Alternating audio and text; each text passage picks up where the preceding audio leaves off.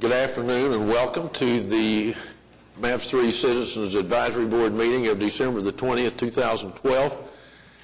We'll begin by calling the meeting to order. It appears that we have a quorum. We are saddened that Kimberly Lowe has called and told us that she's under the weather today and won't be here, but we're all celebrating having Nathaniel Harding back from Afghanistan. Nathaniel, we just couldn't be more proud of you. We're glad that you're back serving your city again. We're glad to have you. And I don't know about the councilman. Do you know anything about that, David? He will not be here. He will not be here. Okay. Item 2 on your agenda is you've all been furnished with copies of the minutes of the November the 15th meeting of the Citizens Advisory Board. Are there additions or corrections to the minutes?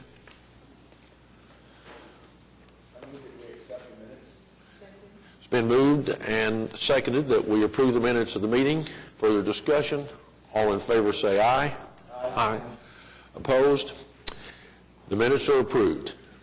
Item 3 is the revenue and expenditure report for MAPS 3. David, are you going to walk us through that? I can. Thank you, Mr. Chairman. You have in your packet the revenue expenditure report for the period ending October 31st, 2012. It's in the form that you're used to seeing. You can see that sales tax for the month, $8,944,535. That is 3.25% above target, with a total of revenues for the month of $8,880,233. You see the revenues for the fiscal year, $35,957,493, and then the total for the program, $240,122,962. On the expenditure side for the month, we have spent $641,593. For the fiscal year, $3,805,884, and then for the total of the program, $16,673,224. Michael, any comment from Michael Adams? No, I have no comments. I move approval or move acceptance. It's been moved that we accept the report. Is there a second? Second. Further discussion or questions? The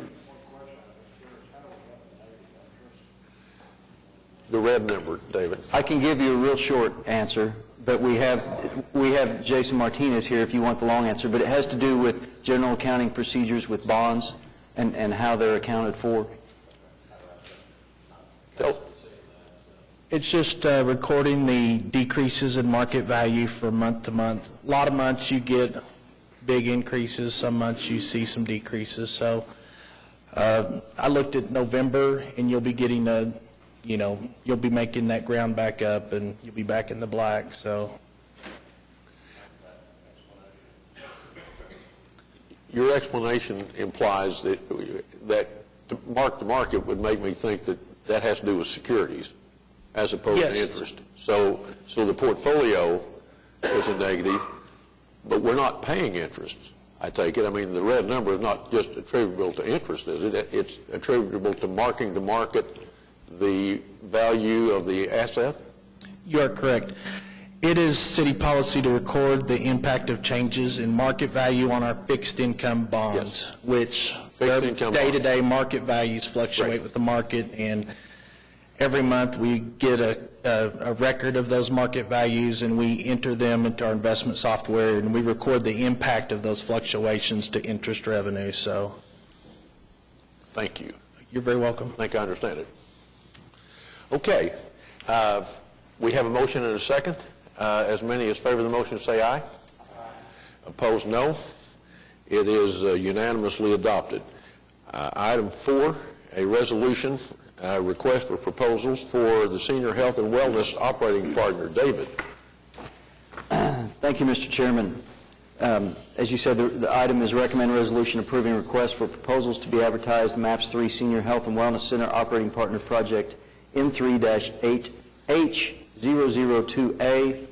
As you will recall, we had a request for proposals out, and that didn't work out. We've decided to revise the RFP through a lot of work that we've done, and I'd like to invite Nicole Franklin up to give us a summary of what's been done with this RFP. Nicole, welcome. Thank you, and good afternoon. Okay, just to give you a quick little bit of backstory, as David mentioned, we did put out an RFP last fall. 2 responses were received. They were both rejected.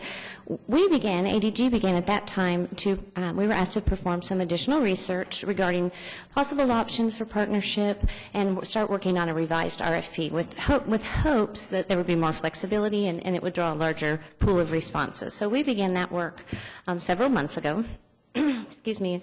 We began conducting interviews with people who we believe would be potential partners, asking them questions, trying to find out maybe why they didn't respond, what could be structured so that they might have more interest in responding. Through those months, we've also met with City Council, city staff, and many, many organizations who are currently providing some level of services to seniors that might be applicable to these centers. Also, in the past month, we've received input from Doug and Ellen Gallo, who are with Lifespan Design Studio. Doug and Ellen, their group are sub-consultants of GSB, who are the architects on the Wellness Center, and Michael Hinchy is here from GSB as well today. Doug and Ellen are experts in senior wellness centers, and we've worked very closely with them over the last month, both in person and by conference call, to get their input on our final draft, what we brought as our final draft. Excuse me. This week, we went to the subcommittee and went over the specific changes that we had made based on all that input from everyone and from the Gallos. And they recommended it for approval with a couple of changes. We have made those changes, and I believe, David, do they have the final version in front of them then today? So the draft that you have today is that which the subcommittee has brought to your attention for approval. It's more flexible. It has more clarification in the city's ownership requirements or ownership interest requirements. And it expands on sort of some ideas of what types of programs and services and amenities might be there, really not as requirements, but it's just to get the juices flowing for people to think about what might be there. So again, it's generally more flexible, more clear, and is definitely expected to result in a broader level of interest and response. Now, I went through all the changes with the subcommittee. I'm sure you don't want to hear all those today, but if you have specific questions, I'd be happy to answer those. And Mike Dover may have some things to add as well.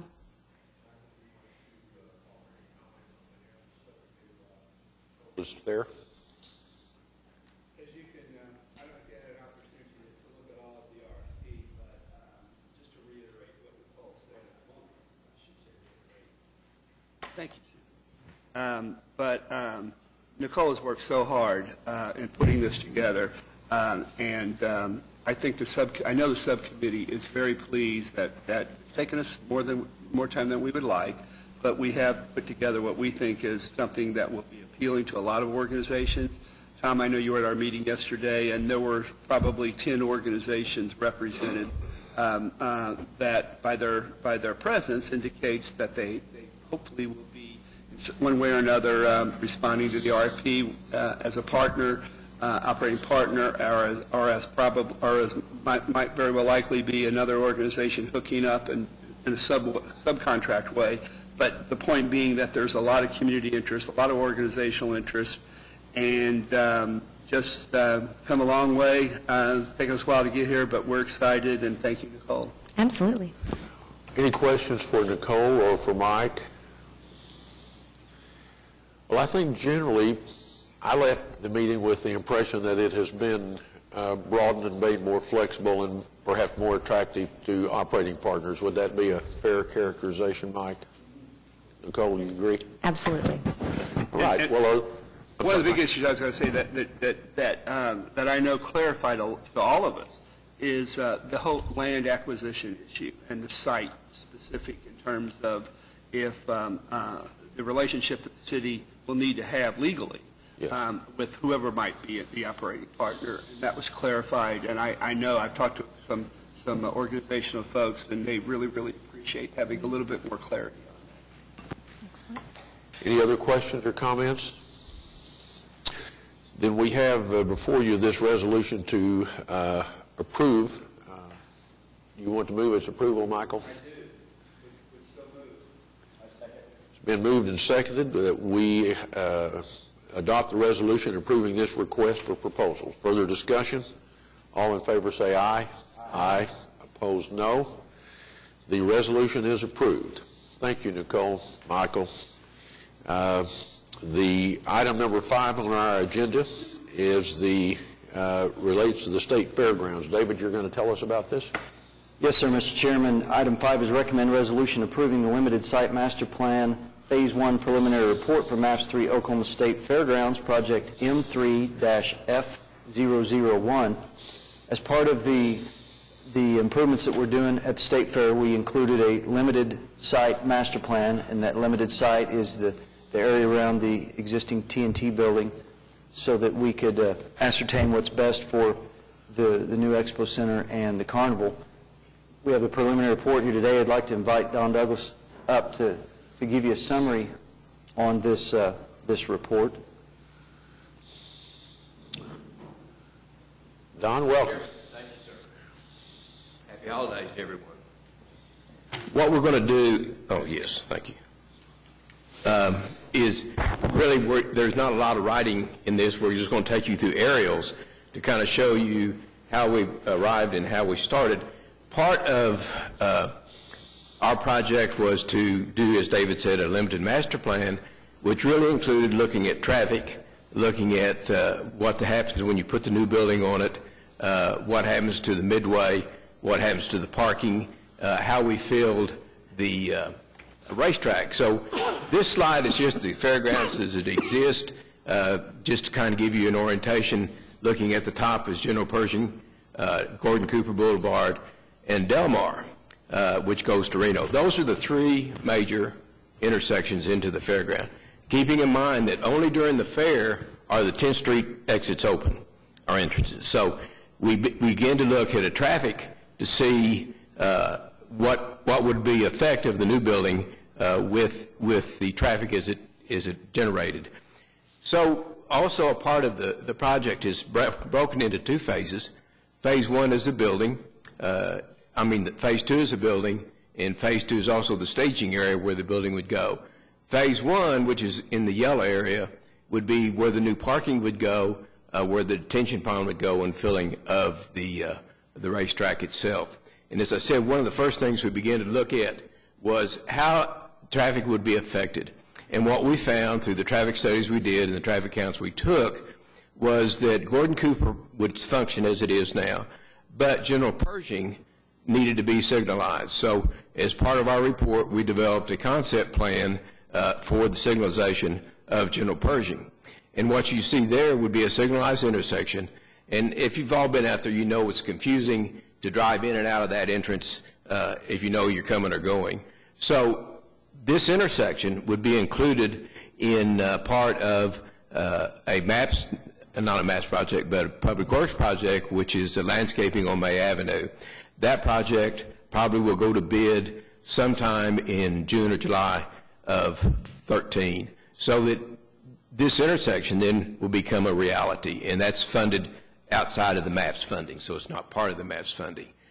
So the next thing that we did as we go through the dominoes was really to look at where we're going to place the building. And we looked at several different things, several different locations, and we're working with the staff of the fair. We've ended up as shown in the yellow. And what it does is it functions southwest. And keeping in mind that the work we're doing along May Avenue eliminates that big berm that's in there so that you will be able to see from May Avenue looking into the fairgrounds. And with the building there, it can serve the arena, the barns, and the surrounding buildings, the Cox Pavilion. And it's important that I all function as a unit, keeping in mind even when we do the quarter horse show, the exhibits and the exhibition hall would be in the new building. And so you begin to see, as we took that, once we got the building in place, we began to look at, okay, how's the parking going to be affected? Where is the midway going to go? And so you see the building and then the staging center, which will be during the construction. So we had to put the midway somewhere, and that's in the new parking area that David's mentioned. Put this slide in here so that you could understand where the new building is going to go. You see the building that's going to be left, but what you see there is how much of the midway and everything being displaced during the construction phase of the project, so that you get a feel for what we're doing and how we're approaching it. and how we worked through with the setup of this year's fair. And this is a picture of this year's fair. So we worked all the way through with the Midway and the carnival owners to get to where we were going to go. So the next thing we did was, again, lay out the carnival area, as you see, for the future carnival as it would be after the building's completed. Then we looked at what we would do as far as utilities, and keeping in mind that when we displace the Midway and change it, then that changes all their ability for water, for discharge out of the Coke machines or the Coke places and all the food and everything that goes along there. So we began to lay out how those utilities would work and what it would be. Let me back up for just a second. And keeping in mind, as you see, that during the Phase 2 construction, some of the utilities will have to be built after the building is in place. So moving on to the budget itself, our phase in our project was roughly $4,700,000. The site work, which we've already let the first contract, was $636,000. With contingencies, we have $668,000. That project is well underway and should be finished sometime in March of 2013. So the next phase that we look at as far as the design in the beginning is the utility lines that we talked about, where the parking lot's going to go and how it's going to be laid out, the site electrical so that we get electrical services into where they need to be, and then a contingency for the $3.4 million. So that is kind of the next phase of the construction plans that you will see. As a master plan, and looking at how things would go and where they would go, keeping in mind that we looked at things that needed to be done outside our construction contract because of the construction of the building, things that couldn't be done because the building would be going on. And therefore, we identified some utilities that would need to be put in later on, a loop of a 12-inch water line, the carnival lines we talked about, additional parking for the building itself, and also the general purchasing interchange. That, again, as I said, would start sometime in maybe bid in June of 2013. We will need to work out the funding mechanism because that part of the intersection that's in the fairgrounds needs to be bid at the same time. So with that, Mr. Chairman, I would be glad to answer any questions. Bob, any thoughts from the subcommittee? Don was present yesterday at our subcommittee meeting, and he and David laid all this out for us, and we had a lively discussion about the project, and recommendation comes to the board that we adopt this master plan. David showed us some exciting photos of dirt being moved out on the fairgrounds. It really is beginning to take shape out there in Phase 1. So I think we're ready to approve the master plan. Any other questions or comments for Don or staff? I have Yes. timing-wise, we're talking about the Midway being relocated to the fairgrounds for one season, is that right? Yes, sir. And again, you work it out when the architects start the building, which you're getting ready to do, and we look at the timing depending upon how long it takes to do the building. But it's really anticipated to just be one. Any other questions? Well, you have in your packet the resolution approving the limited site master plan. Shall we approve it? Is there a second? It's been moved and seconded that we adopt the resolution approving the plan. All in favor say aye. Opposed, no. It's unanimously adopted. Thank you, Mr. John, Chairman. appreciate it. Next item, the negotiation of an architectural services contract. David? Thank you, Mr. Chairman. Item 6 is recommend resolution authorizing negotiation of an architectural services contract with FSB Incorporated for the MAPS 3 Oklahoma State Fairgrounds New Expo Building, Project M3-F002. This is the contract for the building that Mr. Douglas was just talking about, the New Expo Building that will go there in place of the TNT Center. This is a process that is very exact to what you've seen before with our consulting our architectural and engineering consultants, process that's gone through Public Works. There was 2 persons from the Fairgrounds Subcommittee involved in that interview, And like I said, it's just like we've done all the others, and we recommend that you authorize us to negotiate with FSB for the Expo Center. No, again, this was discussed with the subcommittee in our meeting earlier this week. It comes with the unanimous recommendation.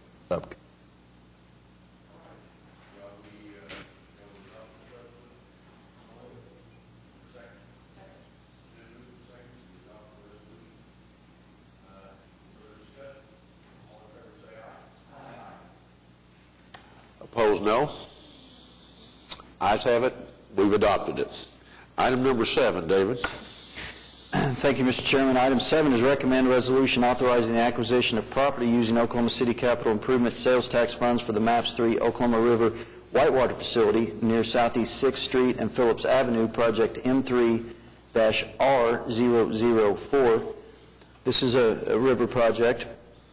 If it's okay with you, Mr. Chairman, as part of my usual update, I was going to have Jeffrey Guston talk, but I think it'd be appropriate if we had him come up here now, give us a summary of what they've done with the Whitewater, and it'll help clarify this item.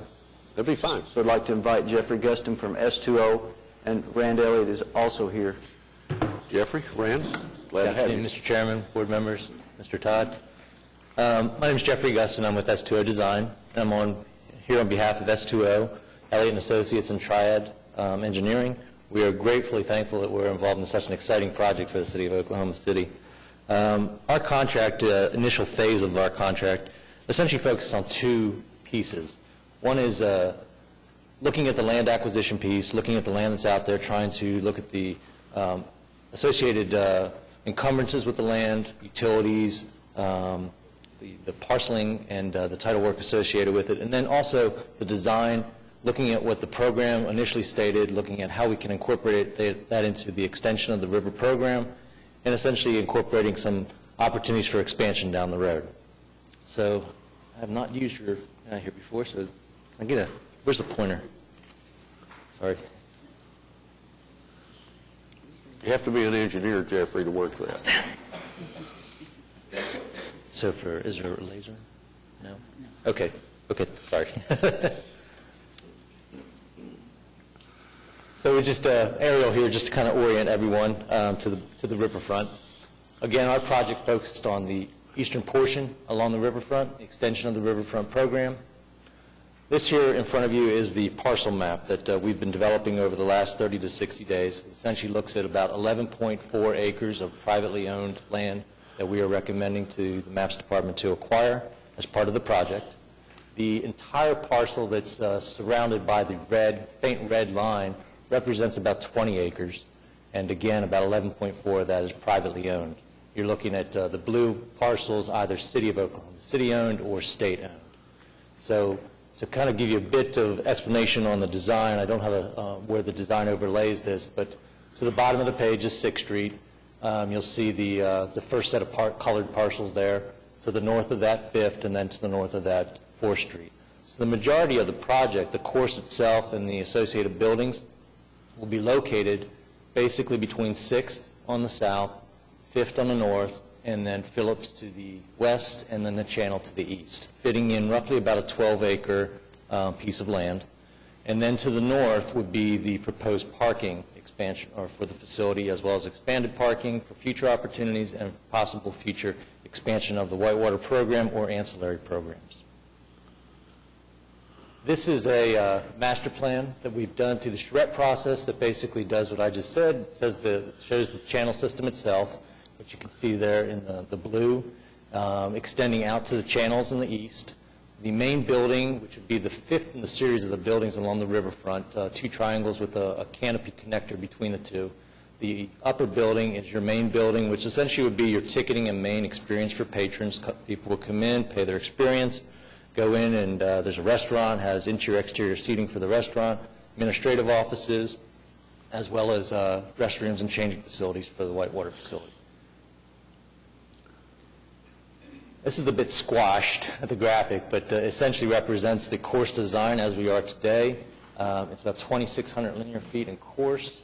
It is on par with what we have developed in Charlotte. It's a world-class facility. We'll be able to do Olympic trials here, as well as go down to the introductory level whitewater experience and configure just about to any experience. You can turn the channels off independently, you can run them at the same time. There's a lot of configuration and it offers up a lot of opportunity. And then we have a few slides just kind of focusing a little bit more on the channels. This, actually I'll go back for just a quick sec. The far right of the image is the upper pond. The long piece to the bottom is the lower pond. And I'm sure you understand the engineering behind it. It's fairly simple. There's a lower pond, upper pond. There's a pump station between the two. You raise the water, and you let Mother Nature and gravity take over, and then you just put stuff in the way, and you create white water. It's that simple. Great. So this is the lower pond. What's not showing on here to the left side of the page would be your main entry building. So that's where your main experience is. There's a bridge that takes people over onto the inner island. So that's where you're doing your gear up and getting into the channel. And then, sorry, to the east of the site, again, this is your upper pond. There'll be operable head gates at the head of each channel that can configure either a total shutoff of a channel to run them independently or control the flow of the water going down. This is a look back across the site. Again, there's your main building and the channels behind it. Again, to the north, showing a parking space and future development. And then the architecture, again, back to the lower pond. You'll see the main building there, the big triangle shape to the top left-hand side of the image. An expansion pavilion down along the riverfront. And you also starting to see some of the buildings out on the island, both the gear and the orientation facilities which support the main rafting program. This is a program study we did against the original ADG published guidelines. We used it as a suggested starting point, knowing that the project is on a tight budget, and we're trying to get as much as we can done on day one with some possibilities for expansion. We think at this particular moment we have a world-class facility, not in the channels itself, but the buildings, with some ability to expand that down the road. We do have a main building that's on paper right now about 18,000 square feet. We have about another 6,000 square feet in facilities that are mainly support to the existing to the whitewater facility. We have both hard boat and soft boat experience. You have an orientation pavilion, storage, that type of thing. And then there's the last image we have is looking back from 35. The image you see in the foreground is essentially our hard boat or kayak rafting facility. This is it fronts the upper pond. It's the idea behind this is to bring some verticality into the corner and maybe some light or something to allow basically be that gateway to the city and allow some visual element coming down I-35. And it's just a couple quick slides on our progress and what we've been tasked with challenged with hitting the last couple months. Really, the design and the program, I think, was good from the start. It was pretty much just looking at it and just saying, okay, what can we do now? Where's the focus? What has changed in the development of the riverfront with the adjacent facilities with the Boathouse Foundation? What are we doing that may be redundant? What can we do in the future?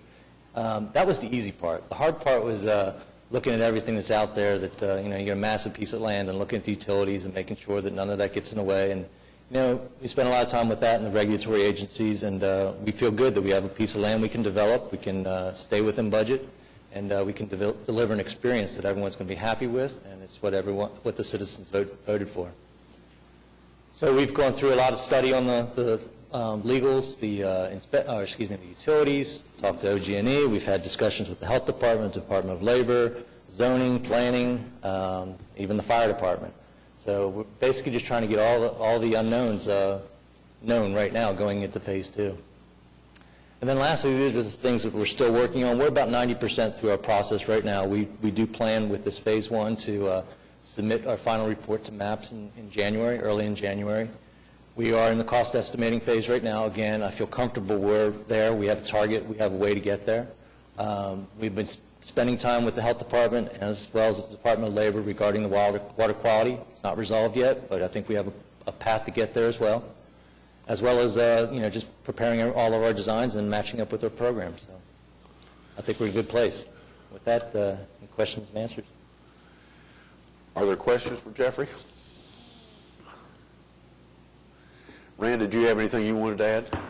The only thing that might not be quite clear, because there's so much information today. There's actually a really cool conveyor belt that actually moves the kayaks or rafts up to the upper level, and it's a very interesting part of the process, and that's how you get up to the higher level and then start your experience. And it was shown in the image.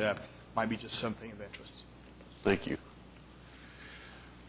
David, do you have anything you want to add? Yes, sir. So just to clarify, this item is to allow us to begin purchasing this property. S2O's first contract was to investigate some engineering issues that we had. There was floodplain, there was utilities, all kinds of things like that that we were concerned about. So they have given us the green light on that, and we would like for you to authorize us to start negotiating for purchasing that property. Questions? Well, the resolution authorizing us to move forward with the acquisition of property is included in your packet. Shall we adopt it? It's been moved and seconded. Dee, I didn't offer you an opportunity to comment on this. This has a recommendation of the subcommittee? Yes, it certainly does. We're ready to go ahead with it. Okay, thank you. It's been moved and seconded. Is there further discussion? All in favor say aye. Aye. Opposed, no. The resolution is adopted. Thank you. Another river matter, David, item 8. Thank you, Mr. Chairman. Item 8 is recommend resolution approving amendment number 1 to the contract for the MAPS 3 Oklahoma River Phase 2 Improvements Racecourse Starting System, increase of $12,500, project M3-R003. This item, if you recall, we purchased the starting gates, and those are being used down there. This item is an amendment to that contract for some replacement parts for $14,500, and then there's a starting cable that we are going to return, and we get a credit of $2,000. So we ask you to approve this amendment to this contract for $12,500. Dee, I won't skip over you this time. Any comments from the subcommittee? Well, we might explain, David, that was damaged in a storm. You know, it was act of nature. Right. The starting gates when they're in the river, the last big rain, there was, because we don't have all of the starting system complete right now, the anchoring systems and things, there was some damage to this, and that's some of the replacement parts that we're asking for in this amendment. All right. The resolution is approving the amendments in your packet. Shall we approve it? I just have one question. Sure. Have we done something to prevent this type of damage in the future so that it won't? Yes, sir, we have. Part of this was during the initial installation, so it was a bit hectic. Half the system was in and half of it wasn't, and that storm came. So we have done things to make sure that this doesn't happen again. Anyone want to move that we adopt this? It's been moved and seconded that we adopt the resolution. Further discussion? All in favor say aye. Aye. Opposed, no. It is adopted. Item number 9. David? Thank you, Mr. Chairman. Item 9 is recommend resolution approving change order number 2 for the MAPS 3 Oklahoma River Racecourse lighting improvements, a decrease of $46,597, project M3-R002. This is one of the projects that we do have under construction. It's the lighting for the river.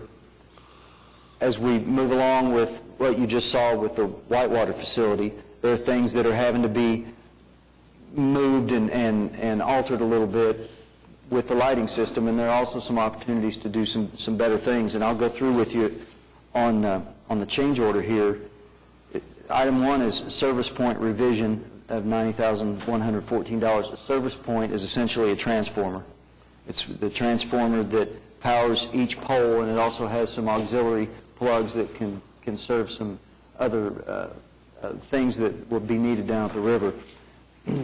As we've identified the Whitewater facility, we've come to realize where the front door will be, and that pavilion is real close to where one of these service points was located. So we're moving this service point 40 feet to the west, but we're also able to get rid of service point 5, which was going to be tucked back into the southeast corner of the Whitewater facility, and very hard to get to.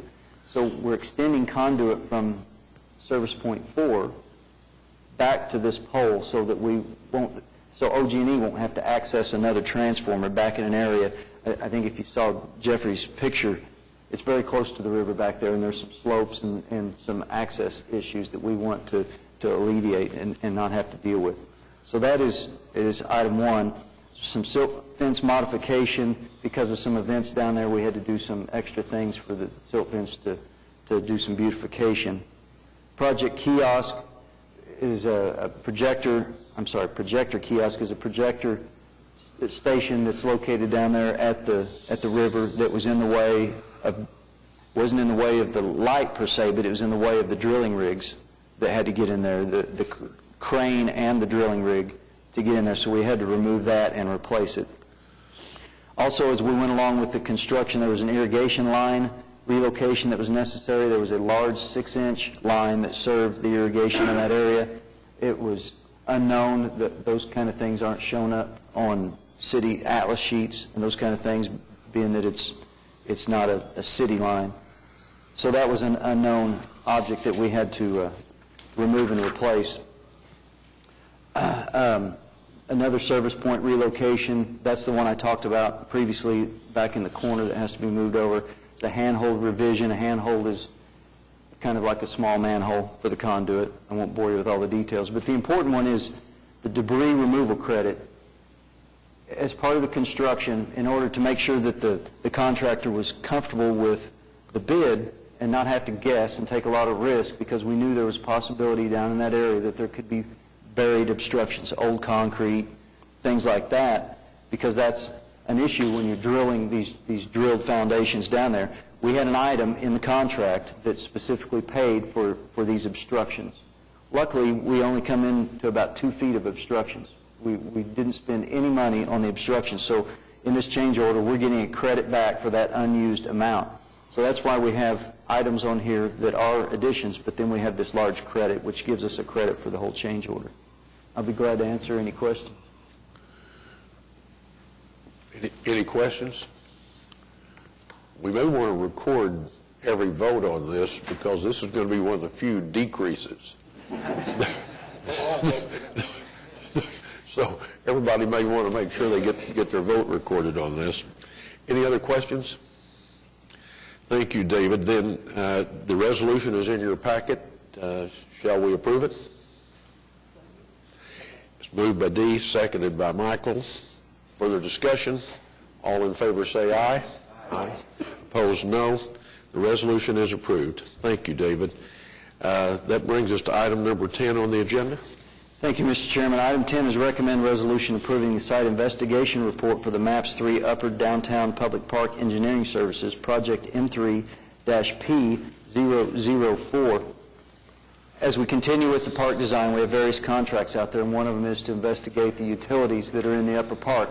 And today we have Tim Johnson with Johnson & Associates here to give you an overview of his report. Welcome. Good afternoon. Tim Johnson with Johnson & Associates.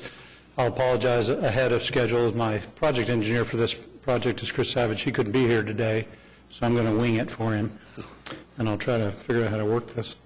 As you are aware, we did a investigative report, or presentation and report for the underground utilities located at the park site, and we have worked closely with the staff, closely with the park consultant to identify what's there and provide in this report ideas of what can be removed, what can be changed in the future. So our task 1 was the investigative report. Task 2 is the preliminary report that includes the analysis, right-of-way vacation documents, et cetera, which will be our next portion after this goes forward. This is the overall site. The site map, everything in blue is properties that the city controls. Some of the green is state-owned property. There's a couple of pieces that when we did this initially several months ago, the city was still in the process of working on getting those, and I'm not sure that this is exactly current at this time. But as you can see, generally, the city controls the majority of the property in this area. This is laying with north to the left.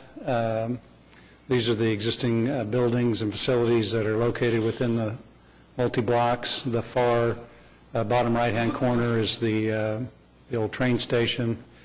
Along the top side of the page, which is Robinson, are some of the old warehouse buildings that'll be removed. And then towards the middle bottom is the, I think it was formerly a church or school building, but it's being used by Salvation Army, that they're going to relocate, and that is really part of the study for the park as to determine what buildings can stay as part of the park project. We also did a tree survey. We hired a local arborist to do our tree survey, and we provided that herein. And then this is the overall utility, the existing utilities. You can see with multicolored lines, every one of those represents, water, sanitary, sewer, storm, et cetera. I'll highlight the electrical lines, which are the dashed red lines. There's a bunch of them bundled up in that top upper right-hand corner. That's the main feeds that feed downtown from the substations to the east of this park site. So those took a lot of our focus. A lot of the smaller electrical lines we've talked to OG&E about, relocating in the future, as well as the ability to relocate water lines, abandon some sewer lines, and possibly relocate some storm sewer lines. We anticipate that this would be our utility corridors, and this, like I said earlier, this information has been working with the MAPS park designer as far as utilization of maintaining these utility corridors. Here they are identified, Harvey and 4th, and then 7th Street across in front of the train station. We prepared the final report in November. We look for this final draft to be completed in January. So, with that, I'll try to answer any questions. Are there questions for Jim? Mike? The proposed utility corridor going north on Harvey, I know from a park standpoint that you've addressed, but won't that throw it right in the middle of the convention center site? No, this is, well, what we've shown on the map, so if I can back up here, is on the park side. That spine that goes north will have to be addressed as part of the convention center site. However, as far as the park goes, that Harvey spine south of where the boulevard will be onto this site will maintain to contain the underground OG&E utilities. That is something that we're looking at, and we're looking at opportunities to do the design of the convention center such that it might miss this. We're still in the early stages of that. Other questions for Mr. Johnson? Thank you. Well, what is before us is the resolution that's in your packet approving the site investigation report. Shall we adopt it?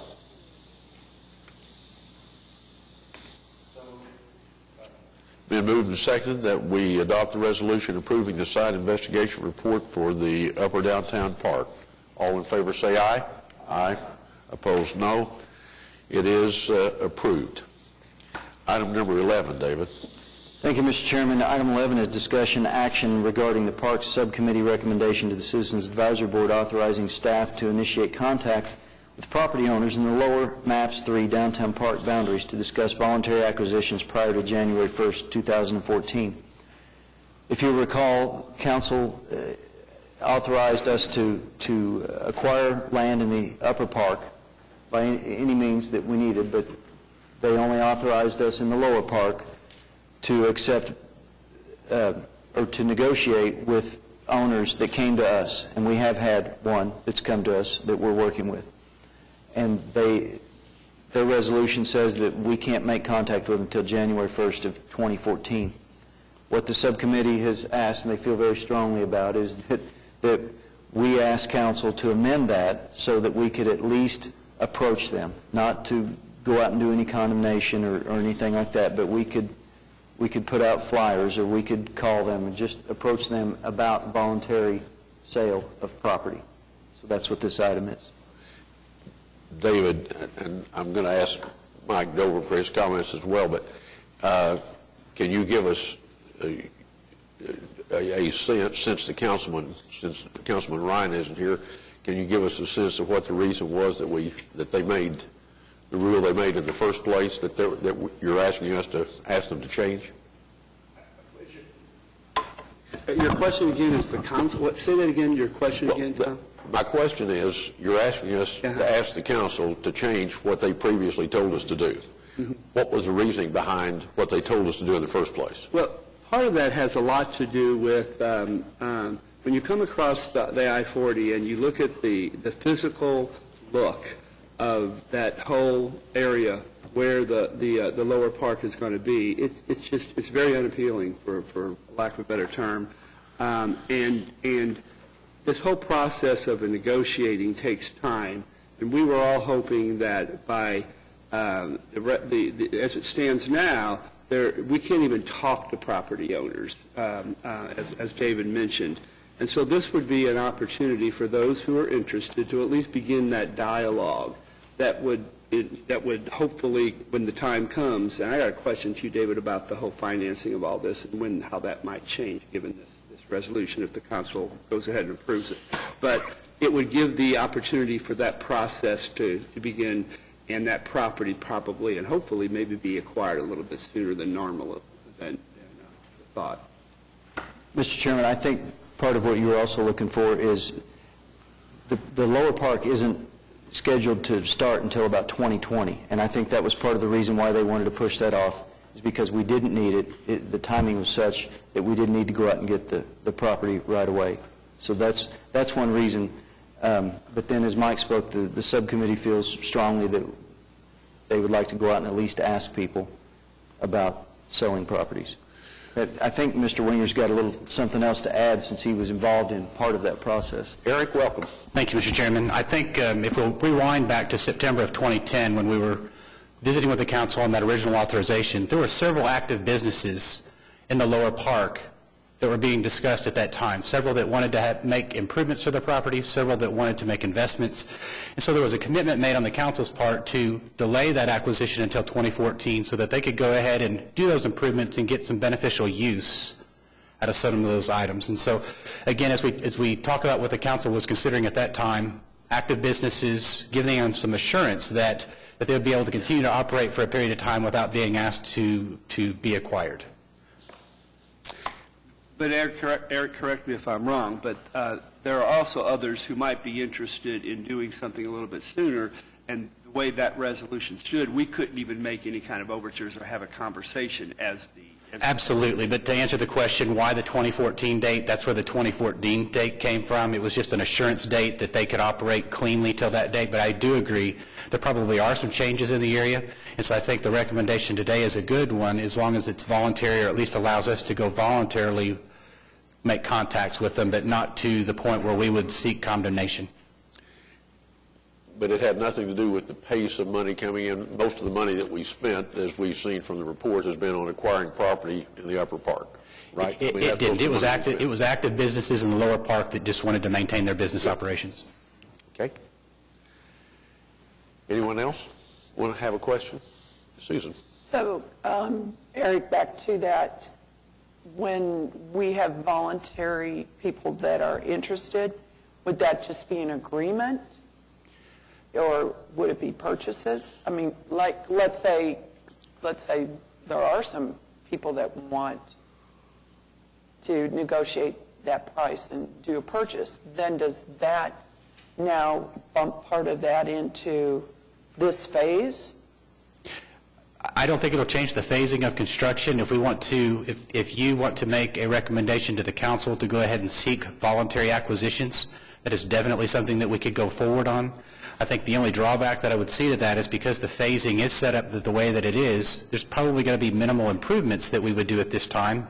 It'd become a city-owned property that the city would maintain until such time that it was ready for construction. So I think the only drawback is we'll be responsible for the maintenance, whether that's mowing, upkeep of the building, making sure that it's safe and secured. but it wouldn't cause any problem to go ahead and just acquire it if that's the desire of the advisory board. I think the question may be, does our MAPS funding allow acquisition in the lower park prior to some future date?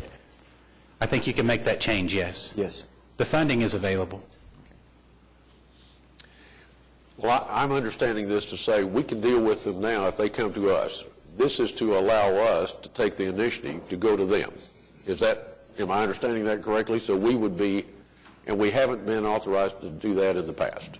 And the subcommittee is asking us to ask the council to change the rules so that we could initiate the contact with them. Is that right, Mike? Okay. The resolution, are there other questions?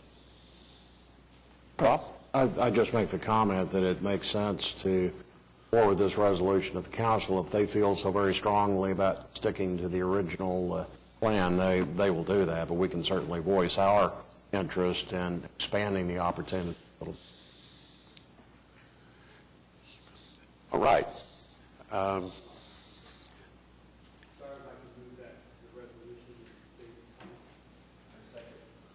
It's been moved and seconded that we adopt the recommendation of the subcommittee to be able to initiate contact with the property owners in the lower park. Further discussion? All in favor say aye. Aye. Opposed, no. That action is adopted. Thank you. Item 12, David. Thank you, Mr. Chairman. Item 12 is recommend resolution approving the MAPS 3 modern streetcar transit project requirements. This is our final set of project requirements. While this is just a portion of the transit requirements, this is the final one. I'd again like to invite Nicole Franklin up here to give you an overview of the project requirements.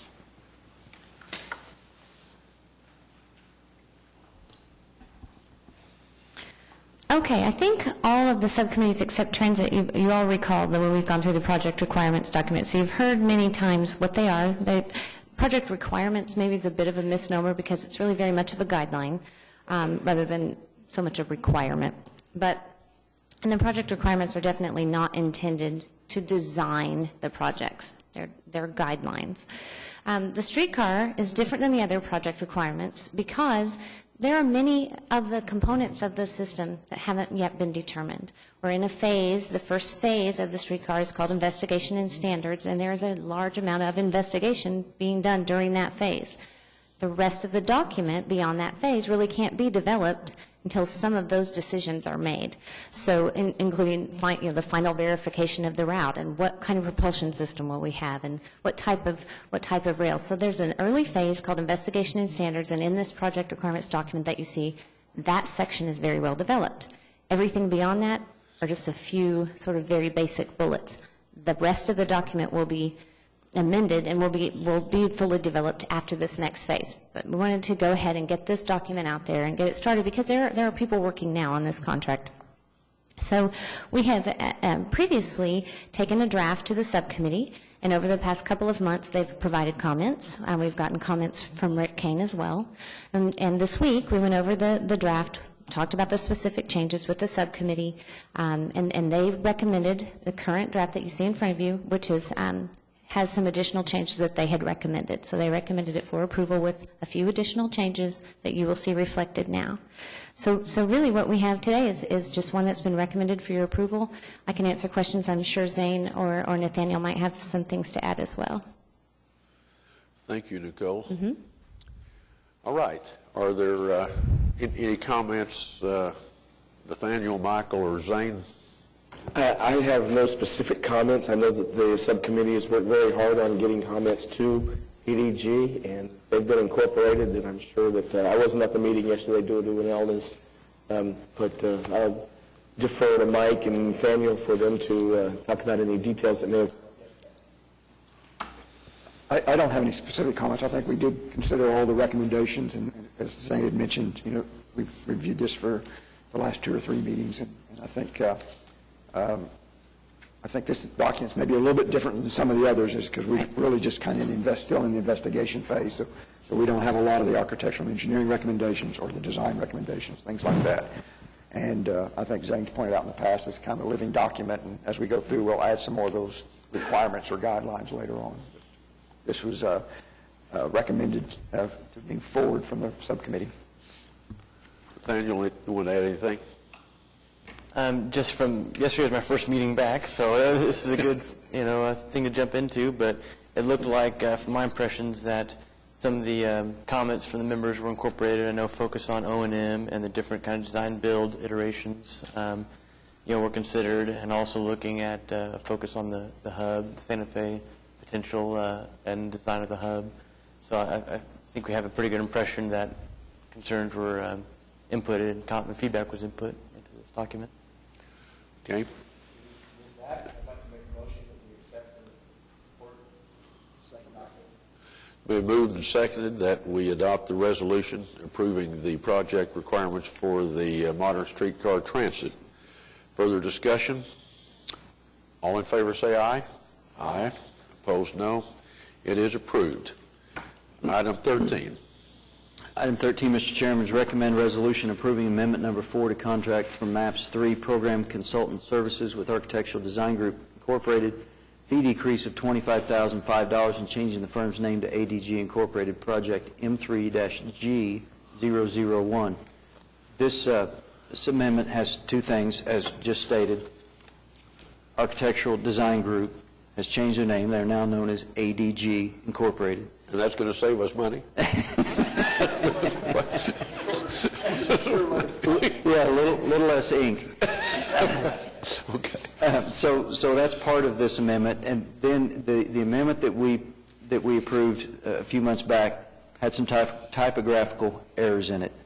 The items did not total up properly to the bottom line, and that's why there was actually a fee decrease. When you take the pieces individually and add them up, they were all right. It was the total that we had on there, and it was actually $25,005 more than what it should have been. So this is really a clerical housekeeping issue. Very good. That resolution is in your packet. Further discussion? Been moved. Is there a second? Second. Been moved and seconded that we approve the resolution. Further discussion? All in favor say aye. Aye. Opposed, no. We have adopted the resolution. Item 14 is the general item for discussion action on the MAPS 3 program. David? We have nothing further, Mr. Chairman. Then let's move to item 15. That is the subcommittee reports, and we've heard from many of the committees. Susan, is there anything you want to tell us about trails and sidewalks today? I'll report that the Convention Center Subcommittee did not meet this month. You will remember that we have engaged Populous, and they're involved in the drawing of the schematic design for the Convention Center.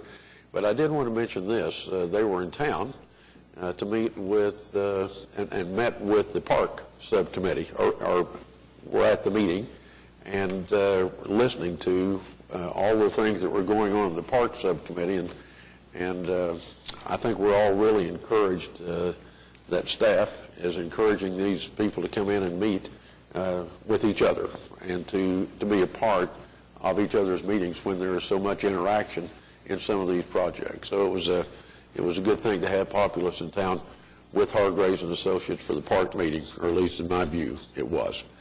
I think we've heard from all of the other, well, let's see, Mike, I guess we have talked about senior wellness. Any other subcommittee chairs want to add anything to the today? I served as chair at the transit meeting yesterday, and so I'd like to report. I think that we had a couple of very good presentations. Jacobs was in, and they provided a schedule of their project and their timing for a series of workshops to meet their project requirements and discuss some public meetings and all that would be involved in that process to kind of follow the whole track we've had in the past as far as getting as much input as we can and coordinating things. And so I thought that was very good.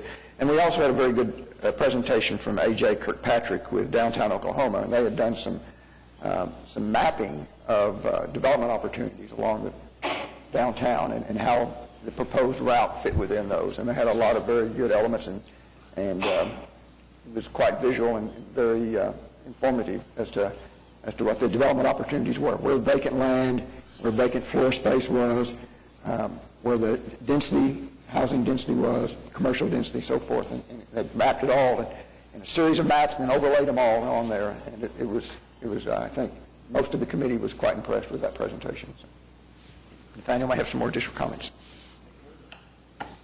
Have the meetings gotten longer since Nathaniel got back?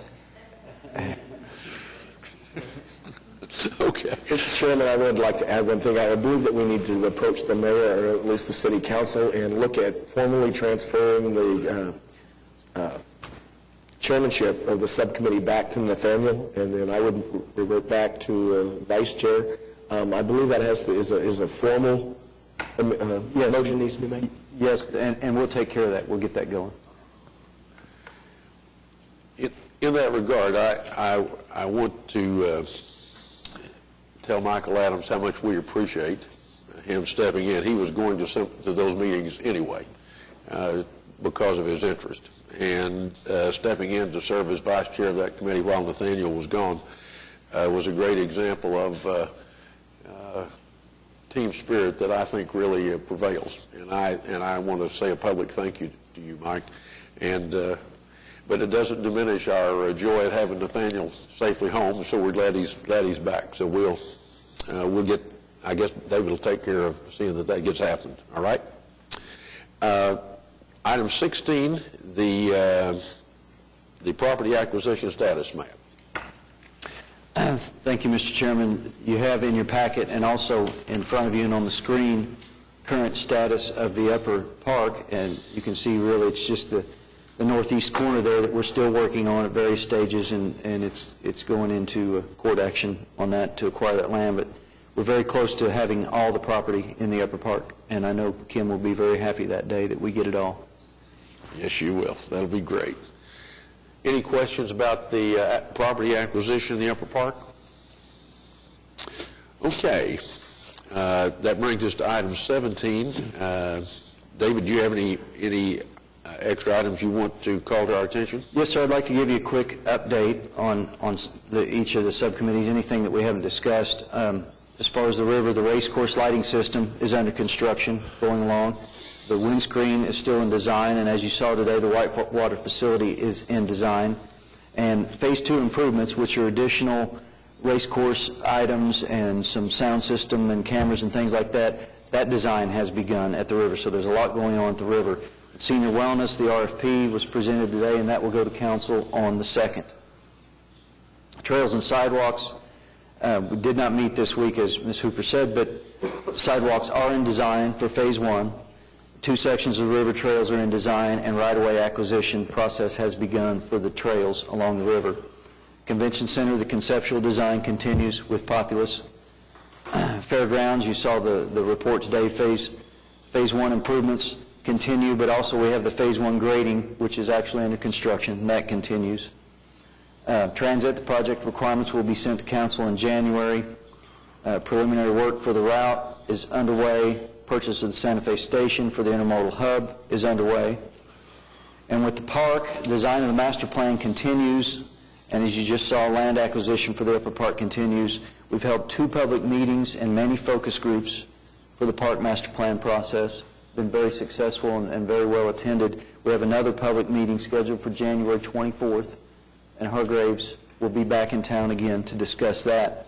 And kind of adding to what you said about the coordination meeting, we had a second joint coordination meeting, and that's one of the reasons why we moved the park subcommittee up a week, so that we could coordinate it with that.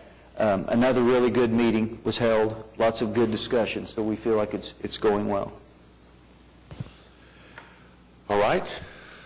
Any additional comments by any of the board members? Well, I wanted to say just this to all of you. Thank you for being flexible in your schedule, not only for the week we were meeting, but the time of day that we were meeting, so that we could accommodate some other requirements that for this room.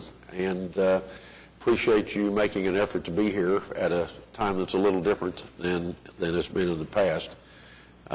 It looks like 2013 is going to be a big year, and I want to thank each one of you for the time and effort that you put in to this project. I know that in my meetings with the mayor, he wants me to express to you how much he appreciates each one of you spending your time as a volunteer to make our city a better place, and I want to add my personal thanks to that for the time and effort you're putting in. And I also want to say a thank you to David and the staff. It almost feels like family. We get together so often anymore, and we really appreciate all of you who are supporting the effort here and in the subcommittee meetings. And so I hope you all have a great holiday, and we'll look forward to really moving forward in 2013. David, you have any comments from the staff? No, sir. Well, this is then the opportunity for any citizen that is here that would like to be heard at this time. Any citizens' comments? If not, shall we adjourn? It's been moved and seconded that we adjourn. All in favor say aye. We're adjourned. Thank you.